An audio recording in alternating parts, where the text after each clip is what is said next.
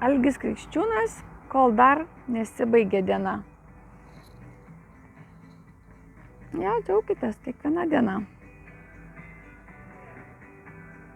Kablys, jūra, kultūra.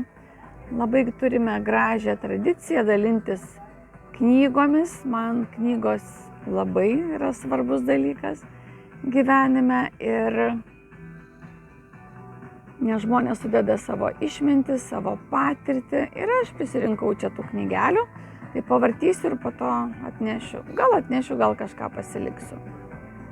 Tai labai įdomu, kad šitas radau 2, šitą turiu ir dabar dar vieną radau. Nu tai va, 2.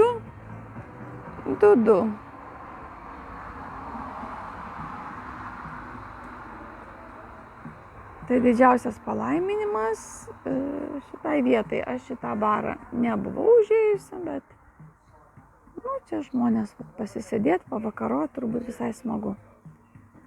Tai ką, laiminam šitą vietą.